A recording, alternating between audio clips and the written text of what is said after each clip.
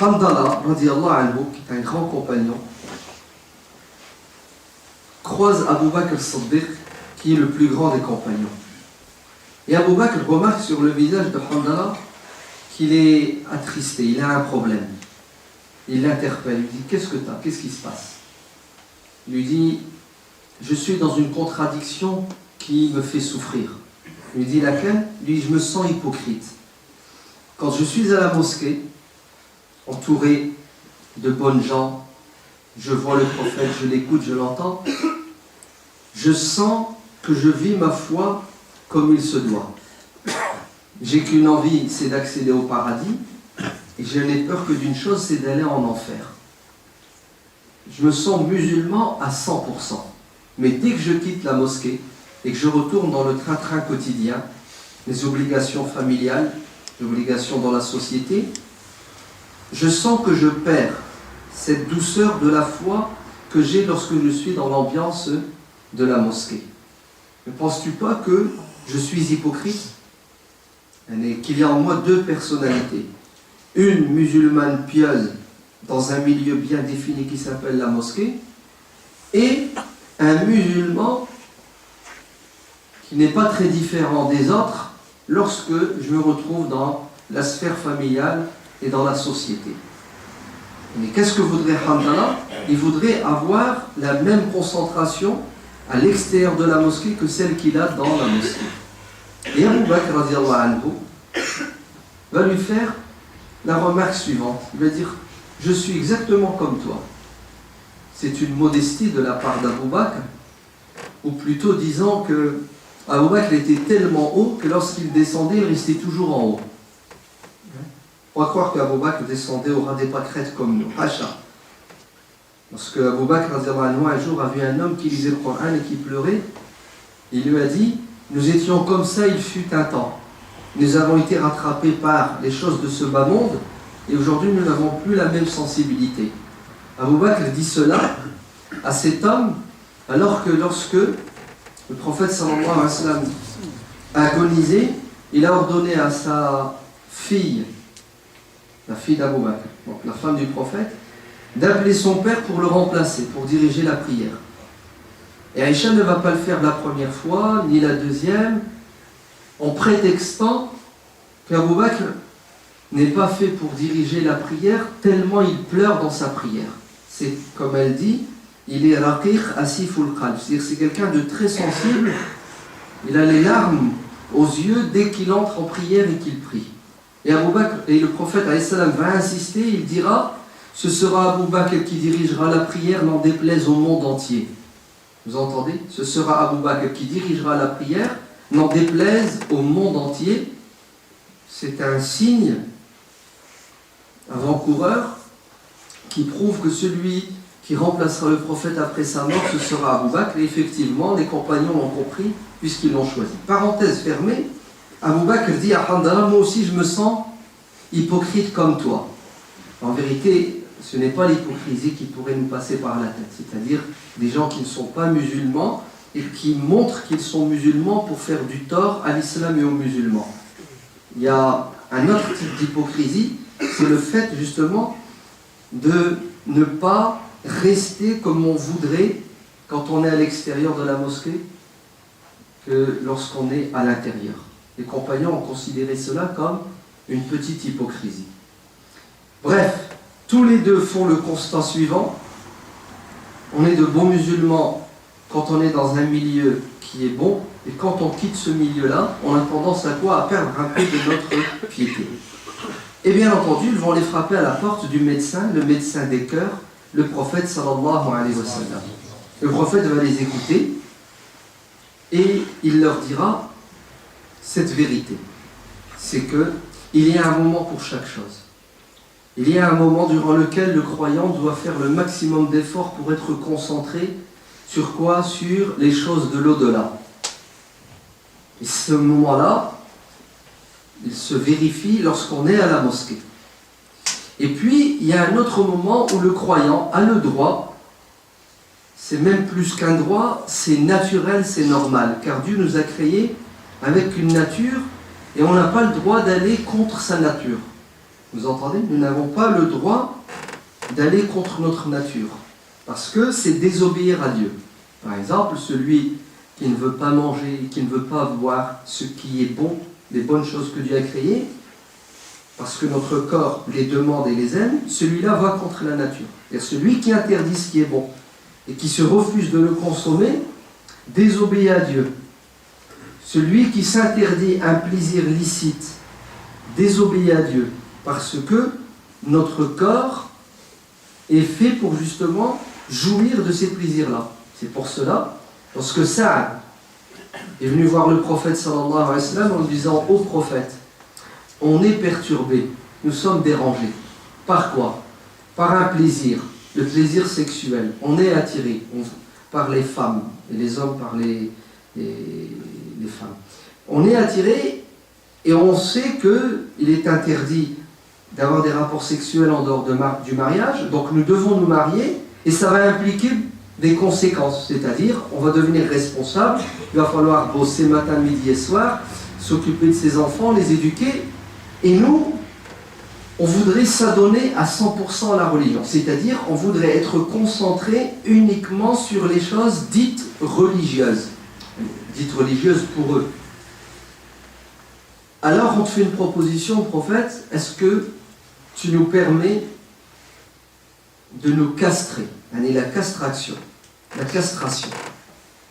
Et là le prophète sallallahu alayhi wa sallam va réagir en leur disant non, car Dieu nous a créés avec ce plaisir, cette envie sexuelle, et nous n'avons pas le droit de la faire disparaître sous prétexte qu'on veut se rapprocher de Dieu. La meilleure façon de se rapprocher de Dieu, c'est de jouir du plaisir sexuel selon les règles de Dieu. Celui qui veut s'en priver pour plaire à Dieu ne plaît pas à Dieu, au contraire il déplaît à Dieu, parce que indirectement, vous savez ce qu'il dit? Il dit à Dieu, tu m'as mal créé, tu n'aurais pas dû Seigneur me créer avec cette envie sexuelle, la preuve il me perturbe et il me dérange. Alors moi qui suis plus intelligent, qu'est-ce que je vais faire? Je vais me débarrasser d'un organe. Pourquoi? Pour pouvoir t'adorer comme il se doit.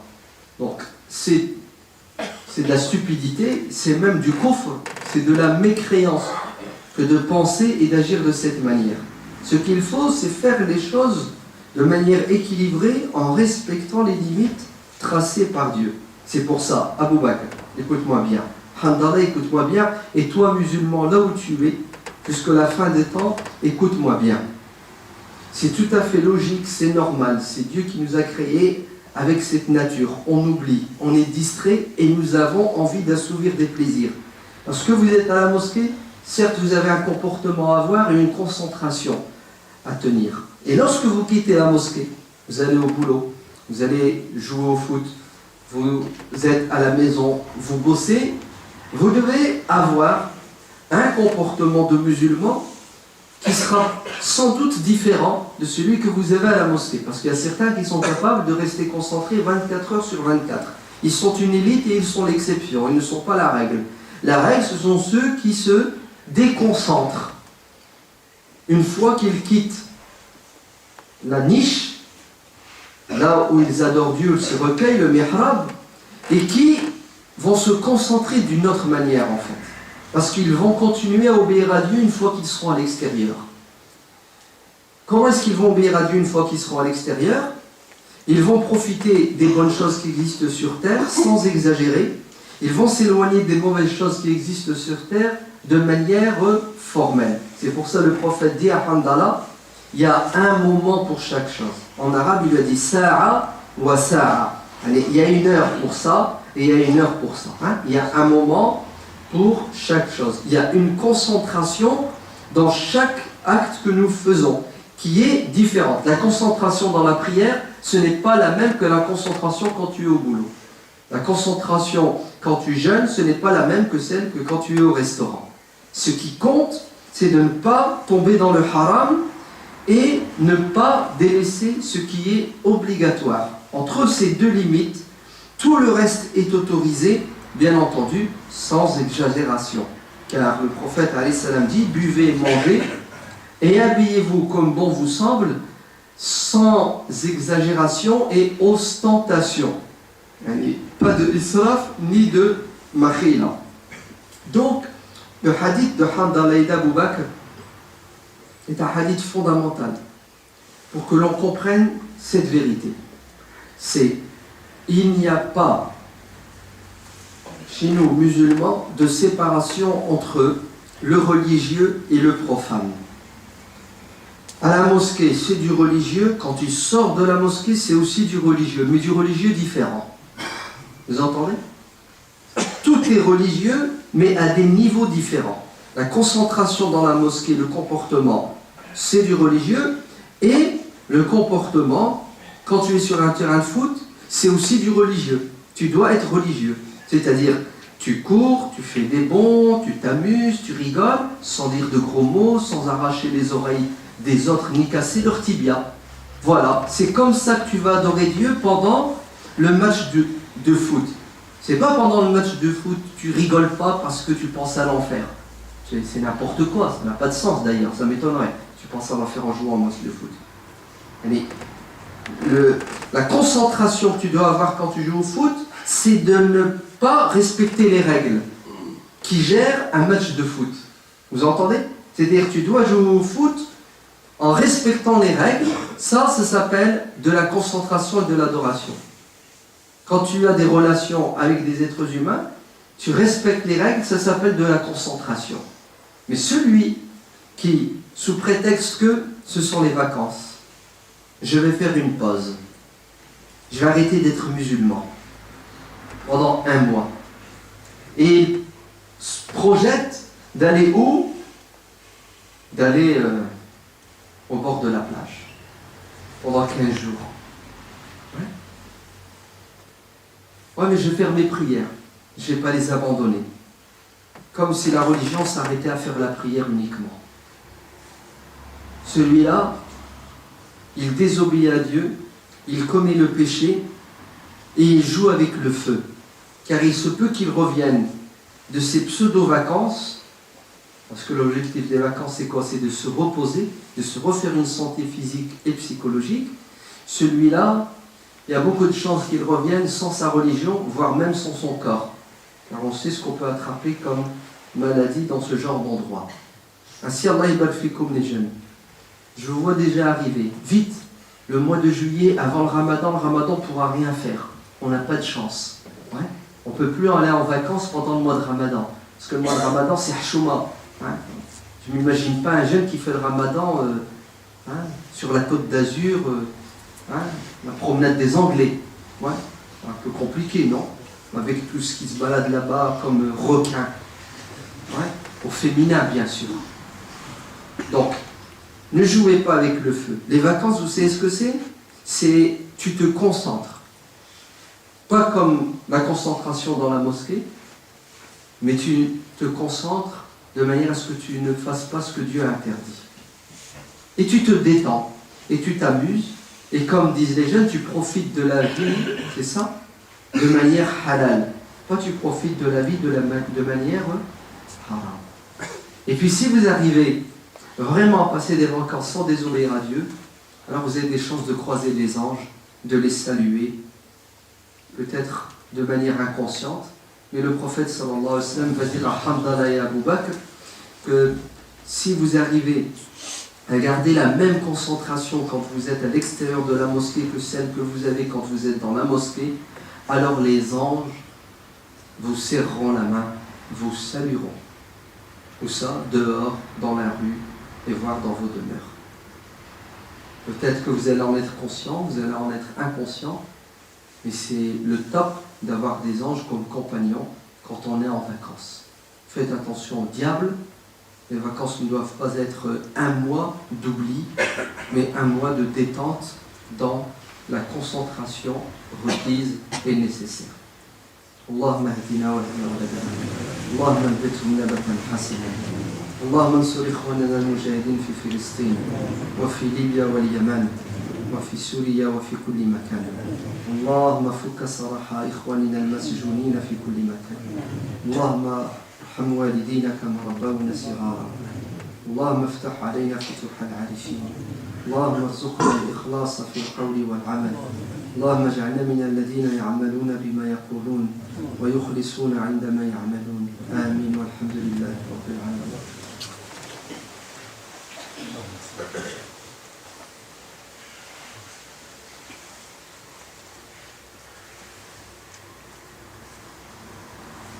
الحمد لله الذي بنعمته تتم الصالحات. الحمد لله الصلاة والسلام على رسول الله وعلى آله وصحبه ومن والاه. Il y avait une prière de janaza, mais elle est passée à la mosquée de Denain. C'est quelqu'un des Codins qui est décédé hier soir. Ceux qui ont du temps et qui veulent des hasanats, il y a une autre prière de janaza au cimetière de Main à 15h30. Un musulman qui est décédé au cimetière de Main à 15h30. Si vous avez du temps, allez faire vos courses au cimetière. Le prophète a dit celui qui prie sur un arbre, il a une montagne de hasana, Khirat. Deuxièmement, vous êtes tous invités la semaine prochaine. Ce ne sera pas samedi, ce sera vendredi cette fois. Donc vendredi prochain, Inch'Allah, ici à la mosquée à 19h30. Il y aura un dors et comme d'habitude deux aqiqa. Notre frère Dawi et Badr ont eu des enfants, donc ils vous invitent tous à la aqiqa vendredi prochain 19h30. Soyez à l'heure, Allah yubarak fikoum, il faut absolument qu'on mange avant la prière de Maghrib pour pouvoir prier le Maghrib à l'heure car certains fatigués rentrent chez eux. Et on parlera justement des vacances et de la préparation pour le Ramadan. Troisièmement,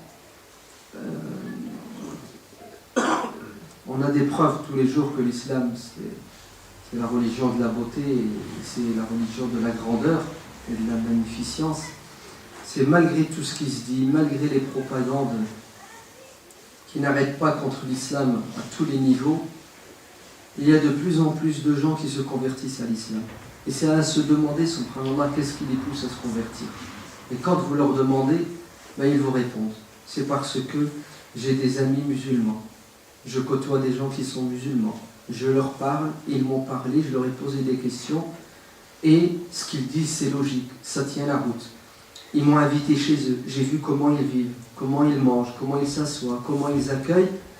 Bref, la plupart des gens qui deviennent musulmans, c'est grâce à quoi? C'est grâce au fait qu'ils côtoient des musulmans. Et attention, ils ne côtoient pas des anges. Vous entendez? Ces non-musulmans ne côtoient pas des anges. Ils côtoient des musulmans qui sont des êtres humains, qui ne sont pas parfaits. Et malgré cette imperfection, on arrive quand même à attirer les gens dans quoi? Dans l'islam. Et malgré la publicité mensongère contre les musulmans, les gens viennent dans nos mosquées. Pourquoi? Pour goûter à la douceur de la foi. En vérité, la vraie réponse, vous savez, c'est quoi? C'est que si Dieu veut guider quelqu'un, le monde entier ne pourra pas l'empêcher d'être et de devenir musulman. C'est-à-dire quelqu'un de sincère, au fond de lui-même, qui est bon, Dieu lui tient la main et il le ramène à la mosquée par des chemins parfois qui sont pour nous flous. Ça nous dépasse, on ne comprend pas comment la personne. Et aujourd'hui, on a quelqu'un qui est venu à la mosquée pour se convertir devant nous tous. En vérité, islamiquement parlant, la personne n'a pas besoin de venir à la mosquée pour se convertir. Elle est musulmane et elle se convertit à l'islam dès qu'elle se sent prête. On fait venir les gens à la mosquée, surtout pour nous qui sommes musulmans, pour que l'on entende de vive voix que yuriduna an yutfi'u nur Allahi bi afwahihim. Il y a des gens qui veulent empêcher la lumière de Dieu de se répandre. Vous entendez? Vous les connaissez. Et qu'est-ce que Dieu dit dans le Coran? Wa ya'dallah. Et Dieu refuse de les laisser faire. Et la lumière de Dieu se répandra walau kariha al-kafirun al-mushrikun. Malgré eux, la lumière de Dieu se répandra. Alors elle va se répandre comment? Elle va se répandre par notre biais, dans certains cas, et dans certains cas sans notre biais. Et c'est nous qui allons faire un travail pour ramener les gens à la religion, et certains l'embrasseront, d'autres non. Et parfois, sans rien faire, Dieu les ramène sans intermédiaire. Donc nous avons une jeune fille avec nous qui est de Douchy, qui est convaincue que l'islam c'est la vérité. Donc après la prière, Inch'Allah, on va lui donner le micro pour qu'elle prononce la shahada et vous faites des du'as pour elle, pour qu'elle soit encore plus musulmane demain et qu'Allah lui donne un bon mari.